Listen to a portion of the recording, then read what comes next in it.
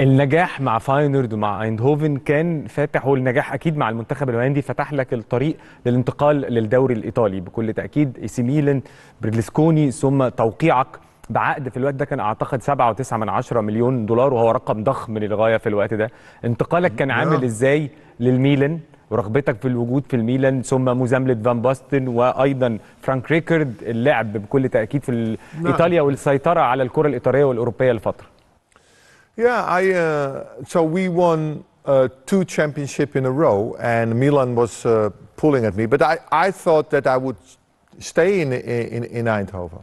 I thought I had no chance to go anywhere. Till one moment I was called from training ground to go to the offices of Philips. And I said to myself, why I have to do that? Yeah, you will see there. And then Berlusconi was there. And he said, yeah, we bought you 17 million guildens was at that moment. It was the top transaction of in the world of football at those days. And so therefore, all of a sudden, things change in your life. You have to go to a country you don't know. You have to adjust yourself. You have to learn the language, the customs. And in the first year, only Van Basten and I were there. And we played an unbelievable good first season, where we won the championship also, against a fantastic Maradona. But the most important thing was to get Rijkaard as well. That was the missing little link that we needed in midfield to be almost invincible. Almost, eh? Okay. But when Frank Rijkaard came in the second year, that was the last puzzle that we needed, and from that moment on we had much more possibilities to win trophies. العلاقة بينك وبين فرانك ريكارد بدأ منذ الصغر أعتقد، وأنت كنت أحد الأسباب في وجود فرانك ريكارد مرة أخرى في الميلان لسد الفجوة أو البازل زي ما بنقول كده. وجود فرانك ريكارد خلى الفريق مختلف تماما، يمكن كمان الميلان بقى أقوى. 1988 بعد فوزك بالبالون دور كنت انتوا الثلاثة لأول مرة في التاريخ موجودين في البالون دور ليست، فان باستن، خوليت، ريكارد، شيء تاريخي بكل تأكيد. التريو ده كان أحد أسباب شعبية كبيرة جدا لإي سي ميلان في مصر وفي الشرق الأوسط وفي المنطقة العربية بالمناسبة. Yeah, the thing is we didn't thought that we would play all three of us in that team. Where Van Basten and I played for the national team, we knew there was some rumors going on in that moment, and Frank at that moment had signed 2 contracts at the same time.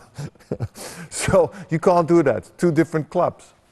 So therefore Milan had some doubts about him, and I said, no, you have to do. So Marco and I, we were pushing Saki to reconsider that he was the important thing. And at that moment we played also with Ancelotti also in the midfield. But Ancelotti and Frank at the same time in the midfield, that was unbelievable. So therefore we controlled also midfield. But of course we had an unbelievable defense with Baresi, Maldini, Tassotti and Costa Curta was fantastic. Sometimes people don't realize how good they were. We did exercises on training ground. We played with the 4 in the back, Ancelotti and Rijkaard as 2 midfielders against 11. 11. Yeah, so goalkeeper and 6 players against 11. Couldn't score a goal. Could not score a goal. And Buster was up front there. I was on the right side and against Maldini trying to do it. Then they were so good that they played without the midfielders. Only goalkeeper and 4 tried to get through them and everything. Impossible. So therefore it was a really good lineup that was so difficult to defeat. So if you have a good defense, it makes it all much easier also to attack. As long as you don't concede, you always have a possibility to win. And of course, not all the games we were at top form, not all of them. But there was also games that you grinding and everything was difficult. But then you don't concede, then you still have a possibility to win the games. And this is what we did as a team. The team collective to defend and attack was amazing. خليني اسالك عن مباراه نابولي الشهيره اللي انت قلت ان انتوا كسبتوا فيها الدوري الايطالي، واللعب ضد مارادونا، ووجودك وشفت مارادونا وهو بيسخن وهو بيلعب، وقصه الطيارتين الشهيره اللي سافرتوا بيهم الى نابولي، وازاي قدرتوا تاخدوا الدوري او تقربوا بالفوز على نابولي في ملعبهم سان باولو. No, first of all, the first game we played, I was getting the Ballon d'Or, and then I had to play against Napoli, and we won that game at home. Then, during the end of the season, we were 1 point behind the Napoli. In those days, you get only 2 points, not 3 points like now, only 1 point, 2 points and a draw at 1 point. We had to win, and we went to Napoli with 2 planes. And I didn't realize why the other plane was, but you know, eventually when we arrived in the hotel, were screaming fans there. They were shouting klaxon all the time, noises. The other plane was full of people, of guards, bodyguards, and also the cook. And with all the food that they had, they were so afraid that somebody would put something in our food in that game that nobody could touch our food. So therefore, all the guards were giving us the food and everything. None of the staff of the hotel in Milan, in Napoli, could touch our food. So the whole night there was people around the hotel trying to keep us awake.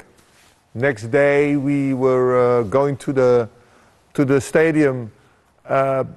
People with scooters, things and everything, throwing eggs, stones, everything on the bus. It was incredible. I was like amazed to see all this going on. Then we had the warming up, and the warming up in Italy was not done on the pitch like now. It was always in a little gym. And it was 2 little rooms, you know. It was 1 big room, but you only had space for your team, and Napoli was here. And then you saw Maradona coming in, you know, touching the ball and everything. It was fantastic to watch. I was even watching him like, okay, you're very good, by the way. So we did the warm up, and I think it was one of the best games we played with Milan. We won away in Naples with a full stadium, and then that was the turning point where we flipped over Napoli, and that we never gave away our advantage.